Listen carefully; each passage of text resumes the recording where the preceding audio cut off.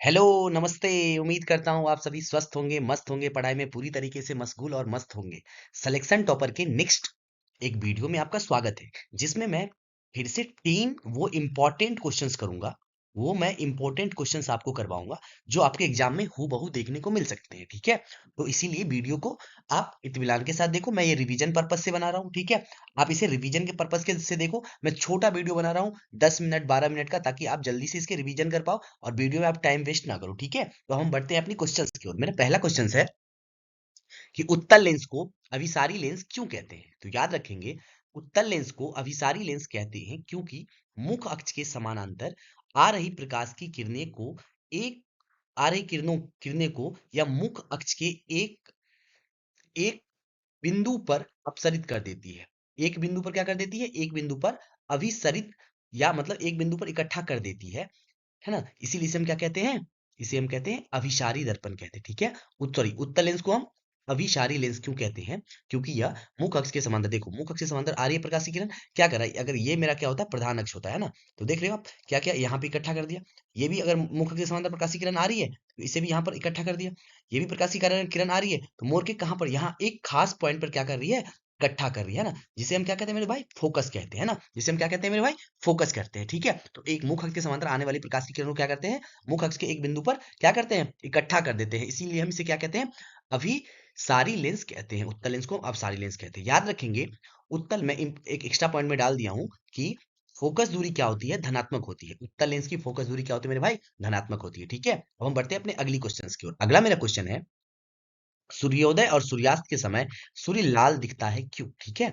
अब देखो, मैं कुछ कुछ डायग्राम लगा दिया, तो आपको देखने में अच्छे लगे, चीज आपका इंटरेस्टेड लगे, इसीलिए मैं ये यहाँ पे वो सारी कुछ कुछ इमेज डाल दिया हूँ, ठीक है? ये सब बनाने नहीं है आपको, बस आप इसके आंसर देख लो, ठीक है? यहाँ पे लिखा है हमने उत्तर में, जैसा कि हम लोग जानते हैं कि लाल रंग का तरंग दैर्घ्य, पता होगा तरंग दैर्घ्य किसे कहते हैं? लाल रंग का तरंग दैर्घ्य सबसे क्या होता है? ज्यादा होता है, जिसके कारण उसका प्रकीर्णन क्या होता है? सबसे कम होता है, और वह ज्यादा तक दूरी तय कर सकता है। इसीलिए सूर्योदय और सूर्यास्त के समय क्या होता है? सूर्य लाल दिखाई दे पड़ता है। आप ऐसे ही क्या करोगे, अपने एग्जाम में लिख पाओगे, ठीक है? ऐसे ही लिखोगे, आपको नंबर अच्छे मिल जाएंगे, ठीक है? अब हम बढ़ते हैं अपने अगली क्वेश्चन की ओर। अगला मेरा क्वेश्चन है कि सूर्योदय एवं सूर्यास्त के समय सूर्य अंडाकार दिखता है, जबकि दोपहर के समय गोल गोल दिखता है क्यों? ठीक है? तो आप इसका आंसर लिखोगे, सूर्योदय एवं सूर्यास्त के समय वायुमंडलीय अपवर्तन अधिक और असमान रूप से होता है। असमान रूप से होता है। जबकि दोपहर के समय लंबवत प्रकाश की किरणें गिरती है, जिसके कारण वायुमंडल अपवर्तन न के बराबर होता है। यही कारण है कि सूर्योदय और सूर्यास्त के समय अंडाकार दिखता है, जबकि दोपहर के समय सूर्य क्या दिखता है? गोलाकार दिखता है, ठीक है? मेरे भाई, मैं उम्मीद करता हूं आप चीजों को क्या कर रहे होंगे, अच्छे से समझ रहे होंगे, ठीक है? कोई दिक्कत नहीं होगी आपको, ठीक है? अब हम बढ़ते हैं अपने अगली क्वेश्चंस। मेरे चौथे क्वेश्चंस मेरा क्या है वो देखो, प्रकाश का प्रकीर्णन क्या है या किसे कहते हैं? आप ऐसे ही लिखोगे, जब सूर्य का प्रकाश पृथ्वी के वायुमंडल में प्रवेश करती है, तो वायुमंडल में उपस्थित विभिन्न गैस, आपको पता है वायुमंडल में विभिन्न गैस रहता है, गैस, अणु, परमाणु प्रकाश को क्या करती है? अवशोषित कर लेते हैं, और कुछ समय के बाद ये प्रकाश को चारों दिशा में क्या करते हैं? फैलाते हैं, है ना? प्रकाश के इस घटना को प्रकाश का क्या कहते हैं मेरे भाई? प्रकीर्णन कहते हैं मेरे दोस्त, प्रकाश का प्रकीर्णन कहते हैं, ठीक है? सूर्य का प्रकाश जो आता है, ठीक है, किसी भी, मान लीजिए ये क्या है, कोई भी कण है, इस पर पड़ता है, तो ये क्या करता है? प्रकाशीय कण को क्या करता है? ये सोख लेता है, ठीक है? उसके बाद क्या करता है? चारों दिशा में क्या करता है? फैला देता है। चारों दिशा में क्या करता है मेरे भाई? फैला देता है ना? इसे ही हम क्या कहते हैं? इसे हम कहते हैं प्रकीर्णन कहते हैं, ठीक है? अब हम बढ़ते हैं अपने अगली पांचवें क्वेश्चन की ओर। अगला मेरा क्वेश्चन है कि टिंडन प्रभाव क्या है? लिखोगे, जब कोलाइडी कण प्रकाश की प्रकीर्णन को दर्शाते हैं, तो इस घटना को क्या कहते हैं? टिंडन प्रभाव कहा जाता है, ठीक है? उसके नीचे आप उदाहरण के तौर पे लिख दोगे, जब अंधेरे कमरे में खिड़की से प्रकाश की किरणें आती है, तो उसके रास्ते में धूल कण चमकते हैं, ठीक है? मैं समझाता हूं आपको। देखो, मान लिया जाए ये मेरा क्या है मेरे भाई? ये मेरा खिड़की है, ठीक है? आपने गौर किया होगा, जब प्रकाश की किरण आती है, जब प्रकाश की किरण क्या होती है? आती है, तो आप देखते होंगे कि घर में अगर आप कहीं यहाँ पर साइड में आप बैठे हो, तो आप देखते होंगे कि क्या लगता होगा, एक दिशा ऐसे ऐसे क्या बोलते हैं, एक पथ बन रही है। इस पथ में आपको छोटे छोटे छोटे छोटे ऐसे ऐसे ऐसे ऐसे क्या दिखते हैं? आपको कण दिखते हैं ना, रास्ते दिखने लगते हैं ना आपको, है कि नहीं?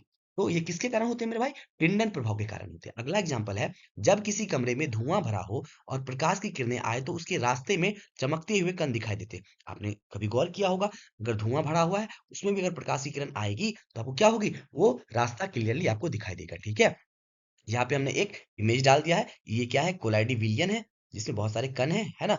आपने लाइट मार के देखा तो क्या दिखेगा आपको? रास्ते में क्या दिख रहे हैं? बहुत छोटे छोटे आपको क्या दिखेंगे मेरे भाई? कण आपको दिखेंगे। ठीक है, अब हम बढ़ते हैं। उम्मीद करता हूँ यहाँ तक आप अच्छे से समझ रहे होंगे। ठीक है, मैं आपको एक अच्छा प्रेजेंटेशन देने की प्रयास कर रहा हूँ। चीजों को मैं अच्छे से बार बार इंप्रूव करके आपके सामने वो इंटरेस्टिंग बनाने का प्रयास करता हूँ, ताकि आपको पढ़ने में थोड़ा इंटरेस्ट आए, आप चीजों को अच्छे से पढ़ पाओ। ठीक है, इसीलिए मैं कुछ ज्यादा ही आपके लिए प्रयास कर रहा हूँ कि आप चीज़ों को बेहतर तरीके से एक्सप्लोर कर पाओ। मेरे भाई, इससे ज़्यादा आपको मैं अभी एक्सप्लेन नहीं कर सकता। एग्ज़ाम आपके बहुत 2, 4, 5 दिन बचे हैं एग्ज़ाम के लिए, तो इसीलिए उसी हिसाब से आप इसे बस याद करने के पर्पज़ से देखो, एक बार रिवीजन के पर्पज़ से आप इसे देखो। ठीक है, और एग्ज़ाम में आपको डेफिनेटली क्वेश्चंस आएँगे, आप याद रखना। VBI क्वेश्चन है ये। ठीक है, अब हम बढ़ते हैं अगले क्वेश्चन पे। अगला मेरा क्वेश्चन है, छठा क्वेश्चन है, अम्ल और क्षार की अभिक्रिया से लवण कैसे बनता है? उदाहरण दे। ठीक है, तो आपको याद देखो, याद उत्तर कैसे लिखोगे? जब अम्ल किसी क्षार से अभिक्रिया करता है तो लवण और क्या बनता है मेरे भाई? जल बनते हैं। इसे हम क्या करते हैं? उदासीनीकरण कहते हैं, या उदासीनीकरण अभिक्रिया कहते हैं। ठीक है, कभी आपसे पूछे उदासीनीकरण अभिक्रिया किसे कहते हैं, तो आपको होगा क्या? अम्ल और क्षार की अभिक्रिया के फलस्वरूप क्या बनते हैं? लवण और जल बनते हैं। इसे हम क्या कहते हैं? उदासीकरण अभिक्रिया कहते हैं। ठीक है मेरे भाई, यहाँ पे हमने लिखा अम्ल, अम्ल को हम क्या कहते हैं इंग्लिश में? एसिड। और बेस मतलब क्षार को क्या कहते हैं? बेस। जब ये अभिक्रिया करती है तो क्या बनाते हैं? साल्ट बनाते हैं, जिसे हम क्या कहते हैं? लवण कहते हैं। जिसे हम क्या कहते हैं भाई? लवण कहते हैं। और साथ ही साथ क्या बनाता है? जल बनाता है। एक एग्जाम्पल हमने लिख दिया, HCl। HCl किसे कहते हैं? हाइड्रोक्लोरिक अम्ल। NaOH मतलब सोडियम हाइड्रोक्साइड जब अभिक्रिया करती है तो NaCl बनाती है, मतलब सोडियम क्लोराइड बनाती है, और साथ ही साथ क्या बनाती है? जल बनाती है। ठीक है, उम्मीद करता हूँ हमारी चीजों को आप अच्छे से समझ रहे होंगे। ठीक है, अब हम बढ़ते हैं अपने नेक्स्ट क्वेश्चन की ओर। अगला मेरा क्वेश्चन, सातवां क्वेश्चन है, चुंबकीय फ्लक्स क्या है? अच्छा क्वेश्चन है, आप इसे याद रखोगे है ना, एग्जाम में मिल सकते हैं आपको देखने को। ठीक है, लिखा चुंबकीय क्षेत्र के अभिलंब घटक और उसके सतह के क्षेत्रफल के गुणनफल को क्या कहते हैं मेरे भाई? चुंबकीय फ्लक्स कहते हैं।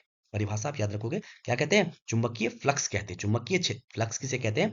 चुंबकीय क्षेत्र, चुंबकीय क्षेत्र के अभिलंब घटक, चुंबकीय क्षेत्र के अभिलंब घटक, अभिलंब घटक के गुणनफल को चुंबकीय, अब सॉरी एक मिनट, चुंबकीय क्षेत्र के अभिलंब घटक और उसके सतह के क्षेत्रफल के गुणनफल को क्या कहते हैं? चुंबकीय फ्लक्स कहते हैं। चुंबकीय फ्लक्स का ऐसा मात्रक मेरे भाई क्या होता है? वेबर होता है। ठीक है, बी इंटू आप क्या लिखोगे? बी इंटू आप ए लिखोगे। ठीक है, ठीक है, क्या लिखोगे? चुंबकीय क्षेत्र गुना एरिया, क्षेत्रफल, चुंबकीय क्षेत्र और एरिया, सॉरी क्षेत्रफल के गुणनफल को हम क्या कहते हैं मेरे भाई? चुंबकीय फ्लक्स कहते हैं। ठीक है, यहाँ तक ये बहुत अच्छी क्वेश्चन है, आप इसे एक बार ध्यान से पढ़ लेना। ठीक है, अब हम बढ़ते हैं आगे। इससे सब इन सब चीजों को, इन पे अब ज्यादा ध्यान अभी मत दो। ठीक है, अभी आप समझने के अभी इस कंडीशन में नहीं कि मैं इसे चीज को अच्छे से एक्सप्लेन करूँ। ठीक है, इसीलिए मैं जो बता रहा हूँ उतना ही करो आप। ठीक है, अब हम बढ़ते हैं अगली क्वेश्चन पे। मेरा आठवां क्वेश्चन क्या है?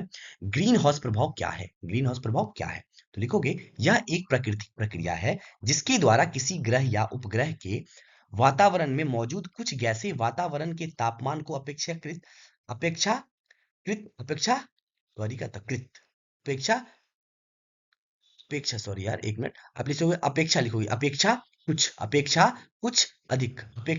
कुछ अधिक गर्म बनाने में मदद करती है ना, मदद करती है। ठीक है, ग्रीन हाउस गैस में क्या निकलते हैं? कार्बन डाइऑक्साइड और जल वाष्प और मीथेन आदि शामिल होते हैं। ठीक है, कार्बन डाइऑक्साइड और यहाँ पे हमने मीथेन लिख दिया है। ठीक है, और जल वाष्प इत्यादि शामिल रहते हैं ग्रीन हाउस प्रभाव में। ठीक है, याद रहेगा, प्राकृतिक क्या है? प्राकृतिक प्रक्रिया है जिसके द्वारा ग्रह या उपग्रह के वातावरण में मौजूद कुछ गैसें वातावरण के तापमान को क्या करते हैं? अपेक्षा कुछ अधिक गर्म करने में मदद करती है। इसी प्रभाव को हम क्या कहते हैं? ग्रीन हाउस प्रभाव कहते हैं। ठीक है, ग्रीन हाउस गैस प्रभाव में कौन सा मुख्य मुख्य गैस रहता है? कार्बन डाइऑक्साइड रहता है, जलवाष्प रहता है, मीथेन और आदि गैस रहते हैं। ठीक है, अब हम बढ़ते हैं अगली क्वेश्चन पे। मेरा 9वां क्वेश्चन है, जैव द्रव्यमान क्या है या बायोमास क्या है? आपसे पूछा जाए जैव द्रव्यमान क्या है या बायोमास क्या है, क्या लिखोगे आप?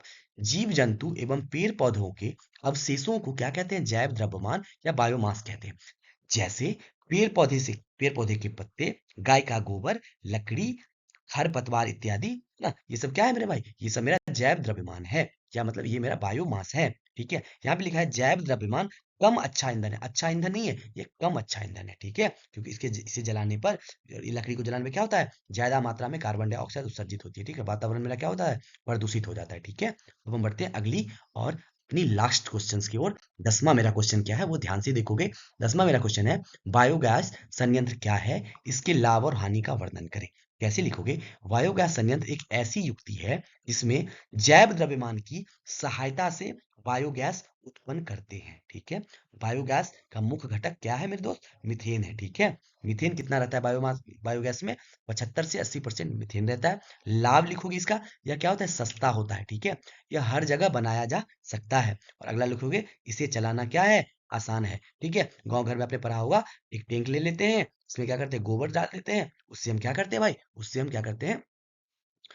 उससे हम बिजली उत्पन्न करने के लिए इसका हम उपयोग करते हैं। ठीक है, बायोगैस या सॉरी यार, एक मिनट रुक जाना मेरी बातों को, मैं रिपीट करता हूँ फिर से। ठीक है, बायोगैस इससे निकलती है। ठीक है, एक टैंक बना लेते हैं और इसमें क्या करते हैं? गोबर सब हम क्या करते हैं? डाल देते हैं। ठीक है, और क्या करते हैं?